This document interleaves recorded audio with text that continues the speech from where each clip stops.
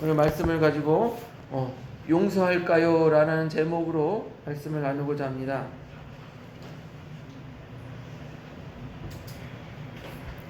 성경에 보면요, 요한복음에 음행 중에 잡혀온 여인에 대한 이야기가 나옵니다. 음행은 간음이죠. 간음하다 잡히면 이스라엘 사람들은 어떻게 하죠? 유대인들의 풍습에는 돌로 쳐서 죽이라 이렇게 했습니다. 모세의 율법에. 그래서 이제 이 여인은 죽음에 닥쳐 있습니다. 사람들이 돌로 쳐서 죽이려고 합니다. 그런데 예수님이 나타났죠.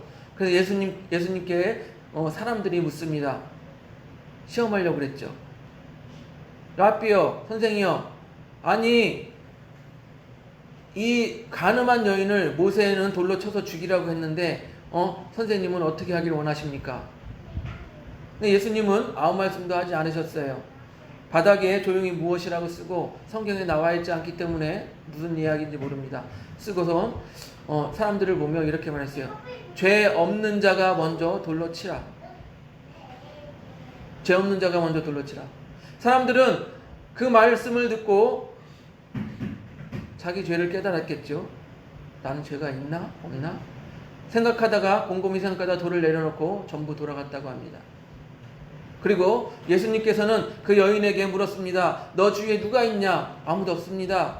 그래, 나도 너를 정죄하지 않을 테니 다시는 가서 범죄하지 말아라. 예수님께서 용서하신 거예요. 우리는 얼마나 용서를 하고 살까요? 언젠가 이런 기사를 읽었습니다. 기자는 갇힐 청소년을 취재해야 했던 기자예요.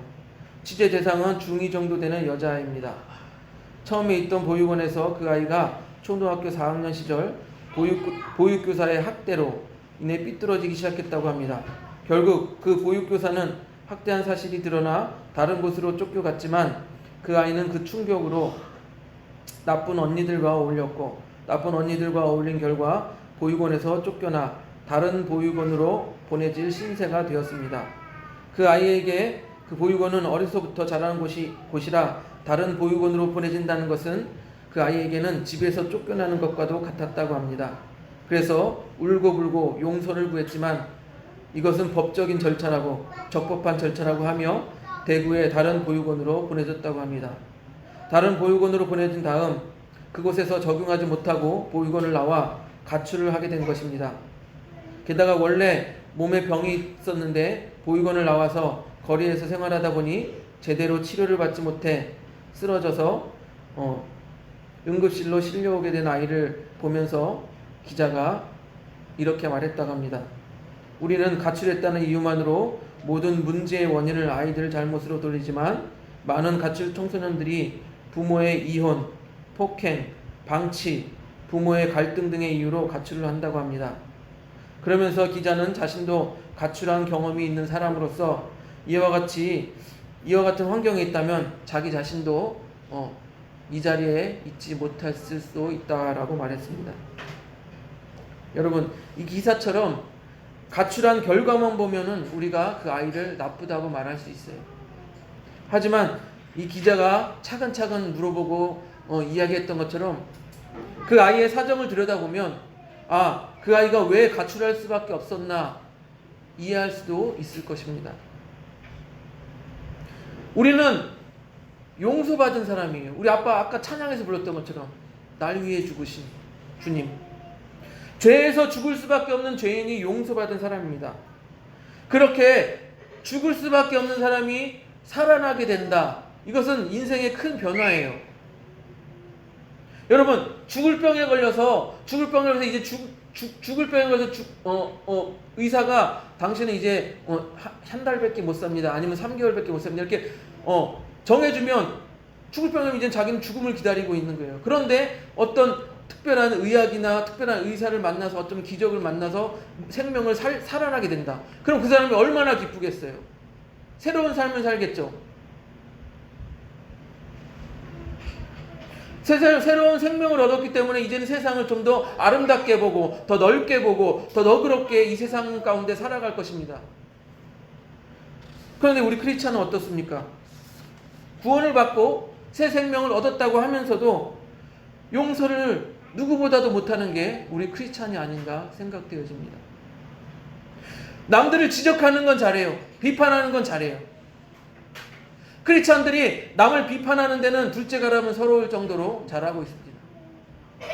목사님도 비판하고 교회도 비판하고 누구도 비판하고. 그런데 용서는 잘 못해요. 그래서 이 용서 못하고 비판하는 심리를 이용한 것이 어찌 보면은 이단들이에요. 이단들이 지난주에도 말씀드렸지만 조용히 들어와서 어떻게 합니까? 조용히 들어와서 목사님을 비판하고 교회는 구원이 없다. 우리 저기 내가 구원이 있는 교회를 소개해 줄 테니 거기로 가자. 정말 진실한 말씀이 있으니 거기로 가자. 이 비판하는 심리를 이용해서 이단들이 이렇게 우리들을 유혹하는 것 아닙니까? 우리가 비판하는 마음이 가득하다면 그것은 어찌 보면 사단 혹은 이단들에게 틈새를 주는 것일지 모르겠어요. 우리는 주님께서 말씀하신 대로 용서하면서 살아야 돼요. 그런데 여러분 얼마나 인생 속에서 용서하면서 살아가십니까? 가깝게는 가족, 내 옆에 가족, 또 학교에서, 또 직장에서 이웃들에게 얼마나 용서를 하고 살아가십니까? 이 비슷한 의문을 가지고 베드로는 예수님께 묻습니다. 우리 본문 마태복음 18장 21절을 보세요. 우리 21절 같이 읽습니다. 마태복음 18장 21절 시작. 그때 베드로가 나와 이르되 주여 형제가 내게 죄를 범하면 몇 번이나 용서하여 주리이까? 7번까지 하오리까? 베드로는 예수님께 묻습니다. 주님, 형제가 나에게 범죄하면 몇 번 용서해 줘야 돼요?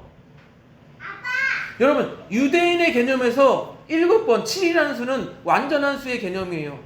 그래서 70번씩 7번, 7번씩 70번, 그럼 7, 7에 49, 490번, 490번 용서해야 됩니까?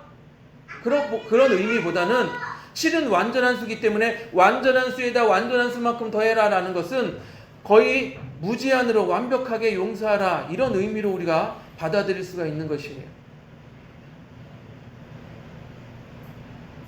예수님은 대답합니다. 우리 22절 같이 보겠습니다. 22절 마태복음 18장 22절 같이 읽습니다. 시작. 예수께서 이르시되 내게 이르노니 7번뿐만 아니라 7번을 70번까지도 할지니라. 네. 예수님께서 말씀하시죠. 7번을 70번이라도 할지니라. 완벽하게 용서하라는 말이에요. 거의 무제한으로 용서하라는 말이에요. 근데 여러분, 이 말씀이 가슴에 확 와닿습니까? 나는 예수님의 말씀대로 거의 무제한으로 용서할 거야. 가슴에 확 와닿습니까? 나는 예수님의 말씀대로 오늘부터 당장 모든 사람을 용서해야지. 가슴에 확 와닿습니까? 아니죠. 이렇게 생각할 것입니다. 어떻게 그렇게 용서해요? 정말 미운 인간, 정말 싫은 인간, 꼴보기도 싫은 인간이 있는데 어떻게 용서합니까, 주님? 수긍하지 못할 것입니다. 그렇기 때문에 예수님께서 오늘 10,000달란트 빚진 자의 비유를 하시는 거예요. 우리가 수긍을 못하기 때문에 주님께서 10,000달란트 비유를 바로 다음에 이어서 해주시는 것입니다. 보세요. 18장 23절 마태복음 18장 23절 같이 읽습니다. 시작. 그러므로 천국은 그 종들과 결산하려 하던 어떤 임금과 같으니. 천국은 어떻대요? 종들과 결산하려 하던 임금과 같다라고 말합니다. 임금이 이제 종들을 불러서 야, 이제 너희들에게 맡긴 것 잘 했나 한번 보자. 그래서 결산을 하려 합니다. 잘잘못을 가리려고 합니다. 그런데 그 중에 10,000달란트 빚진 사람이 있었습니다. 여러분, 10,000달란트는요, 그 1달란트가 지금의 화폐 가치로 한 3억 정도 한다고 합니다. 그러면 10,000달란트는 거의 3조 정도 되는 거예요. 3조. 여러분, 3조를 용서해 줄 수 있어요? 아니, 3조를 우리가 손에 만져볼 수 있습니까? 로또 복권 아무리 1등을 맞아도 뭐 몇십조예요. 몇십조가 아니고 몇십억이에요. 그런데 이 3조라는 돈은 우리가 평생 보지도 못할 돈이에요. 그래서 주인이 말하죠. 야, 네 몸도 팔고 네 아내도 팔고 네 자식들도 다 팔아서 갚아라. 여러분, 당시에는 돈이 없으면 종이 되는 거예요. 그러면 종의 신세를 아시지 않습니까? 지금처럼 뭐 이렇게 남 고용주 돼서 뭐 노동조합하고 이런 수준이 아니에요. 그냥 때리면 맞고 죽이면 죽임 당하고 그런 게 종이에요. 노예예요. 인간 취급도 못 받으면서 먹지도 못하고 매 맞으면서 일할 수밖에 없는 것이 노예라는 거예요. 그런데 자기뿐만 아니라 너의 아내도 너의 자식들도 다 팔아서 그 인간 이하의 취급을 받으면서 노예 취급을 받으면서 살아라. 얼마나 끔찍합니까? 그러니까 종이 부탁을 하죠. 우리 26절 볼까요? 마태복음 18장 26절 같이 읽습니다. 시작. 그 종이 엎드려 절하며 이르되 내게 참으소서 다 갚으리이다 하거늘. 그랬더니 주인은 불쌍히 여겨요. 그래서 그 빚을 탕감해 줍니다. 3조 원이나 되는 우리가 상상할 수도 없는, 우리가 감히 만져볼 수도 없는 그런 금액을 다 탕감해 주는 거예요. 여러분, 화장실 들어갈 때 마음 다르고 나올 때 마음 다르다고 했지, 이 사람이 그 주인 앞에서, 임금 앞에서 3조 원을 탕감받았어요. 상상할 수도 없는 금액을, 자기가 감당할 수도 없는 금액을 탕감받았어요. 그러는데 나와서 뭘 어떻게 합니까? 자기에게 빚진 동료, 100데나리온 빚진 동료를 만납니다. 그 동료를 어떻게 합니까? 멱살을 잡고, 야! 이 자식아, 돈 갚어! 100데나리온 돈 갚어! 지금 우리 돈으로 말하면 한 500만 원 정도 되는 돈이라고 합니다. 3조 원을 용서받은 사람이 500만 원 되는 돈을 가지고, 야 이놈아 빚 갚어! 그 동료도 이 10,000달란트 빚진 자처럼 용서를 빕니다. 그런데 이 10,000달란트 용서를 받은 사람 있죠? 10,000달란트 용서를 받은 사람은 어떻게 합니까? 우리 30절 같이 볼까요? 30절 같이 봅니다. 시작. 허락하지 아니하고 이에 가서 그가 빚을 갚도록 옥에 가두거늘. 자기는 3조 원을 용서받고 자기에게 500만 원 빚진 사람이 안 갚는다는 것도 아니고, 조금만 참아달라고, 조금만 참아주면 내가 갚을 것이라고 했는데도 불구하고 옥에 가두어 버린 것이에요. 오죽하면 그 모습을 본 동료들이 그 모습을 딱하게 여겨서 주인에게 다시 그것을 이야기하죠. 고발하죠. 우리 18장 31절을 봅니다. 마태복음 18장 31절 시작. 그 동료들이 그것을 보고 몹시 딱하게 여겨 주인에게 가서 그 일을 다 알리니. 주인이 이 얘기를 들으니까 화가 났어요. 아니, 저 인간은 내가 3조 원을, 감히 만질 수도 없는 3조 원을 용서해 줬는데, 탕감해 줬는데 고작 500만 원 가지고 저런 짓을 해? 너 일로 와. 불러서 말합니다. 10,000달란트 빚진 자를 불러서 말합니다. 우리 32절 33절을 같이 봅니다. 32절 33절 같이 읽습니다. 시작. 이에 주인이 그를 불러다가 말하되 악한 종아, 내가 빌기에 내게 내 빚을 전부 탕감하여 주었거늘 내가 너를 불쌍히 여긴 것 같이 너도 내 동료를 불쌍히 여김이 마땅하지 아니하냐 하고. 그러면서 이 주인은 이 10,000달란트 빚진 자를 탕감해 주었지만 다시 불러서 어떻게 해요? 너도 갚아라 하고 옥에 던져버렸어요. 옥에 가두어 버렸습니다. 사랑하는 성도 여러분, 예수님은 비유로 말씀하십니다. 우리가 3조 원이나 되는 빚을 탕감받은 사람과 같아요. 즉 우리가 만져볼 수도 없고, 우리가 평생 일해서도 갚을 수 없고, 우리가 어떤 짓을 해서도 갚을 수 없는 그런 용서를 받은 사람이 우리라는 거예요. 그런데 500만 원 빚진 자를 용서해 주지 않은 사람과 같이 우리도 그와 같다라는 거예요. 그렇게 큰 용서를 받고 은혜를 받았음에도 불구하고 우리도 이 세상 속에서 살아가면서 주위의 사소한 것들로 인하여서 마음이 상하면 용서하지 않는다라는 거예요.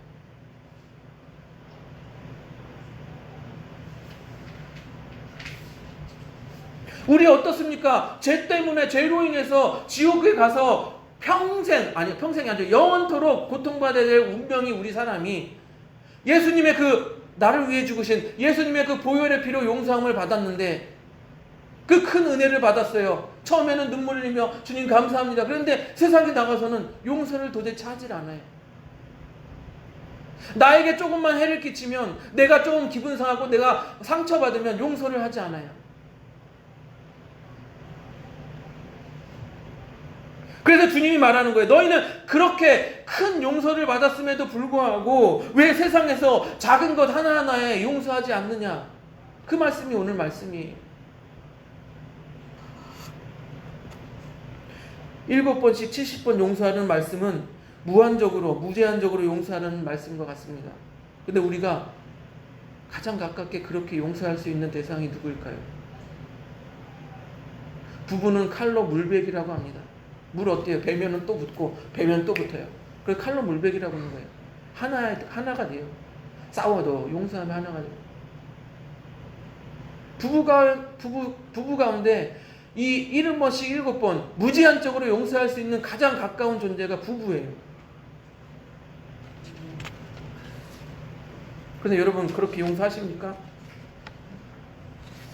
왜 우리가 용서하지 못할까요? 주님은 남들도 70번씩 7번 용서를 했는데 가장 가깝다고 하는 우리 주변의 우리 가족 또는 아내, 남편도 왜 그렇게 용서하지 못할까요? 세 가지 정도로 제가 말씀을 드리겠습니다. 오늘은 말씀처럼 3조 원을 용서받은 사람이라는 사실을 인정하지 않기 때문이에요. 즉 자기가 그만큼 큰 은혜를 받은 사람이라는 것을, 큰 용서를 받은 사람이라는 것을 인정하고 살아가지 않기 때문이에요. 이 말은 곧 그 은혜를 기억하지 않고 살아간다는 것과 같아요. 두 번째로요, 자신의 행동은 죄가 없고 옳고, 자기는 옳고 상대방은 잘못됐다라고 생각하기 때문이에요. 지금 한국 사회가 이렇게 시끄러운 게 무엇입니까? 항상 자기 말은 옳대요. 자기 말은 옳고 남은 잘못됐고. 그래서 내로남불이라는 말이 나오죠. 마태복음 7장 3절에는 이렇게 말합니다. 어찌하여 내 형제의 눈 속에 티는 보고 내 눈 속에 있는 들보는 깨닫지 못하느냐. 내가 잘못했을 수도 있다라고 생각을 할 수 있어야 됩니다.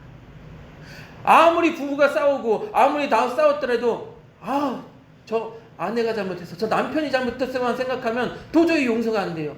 그러나 내가 잘못했을 수도 있구나 생각하면 용서할 수 있는 거예요. 항상 우리 그리스도인들은 이 잘못이라는 문제 앞에서 유연한 마음을 갖기 원합니다. 나도 잘못할 수 있구나. 나도 죄를 질 수 있구나. 마지막으로 주님의 경고의 말씀을 듣고 용서할 수 있기를 바랍니다. 마태복음 18장 우리 마지막 절 35절 보세요. 35절 같이 읽습니다. 시작. 너희가 각각 마음으로부터 형제를 용서하지 아니하면 나의 하늘 아버지께서도 너희에게 이와 같이 하시리라. 너희가 형제를 용서하지 아니하면 예수님께서도 너희를 용서하지 않을 것이다. 이 경고의 말씀을 듣고 용서할 수 있기를 바랍니다. 가까이 있는 남편과 아내를 무제한적으로 용서하시기 바랍니다. 그것이 우리가 주변에서 할 수 있는 가장 쉬운 용서예요. 그리고 차츰차츰 그 용서의 범위를 가족, 그리고 이제 나아가서 학교, 직장, 그리고 더 나아가서 다른 이웃들까지 이렇게 용서의 범위를 한 단계 한 단계 넓혀 가시길 바라요. 특별히 용서가 되지 않을 때 예수님께서 나를 용서해 주셨지, 나를 용서해 주셨구나 하는 이 마음을, 주님께서 나를 사랑해서 용서해 주셨구나 하는 이 마음을 기억하시기를 바랍니다. 그렇게 예수님처럼 용서하며 예수님의 사랑을 실천하는 우리 그사랑교회 성도님들이 되시기를 주님의 이름으로 축복드립니다. 아멘. 우리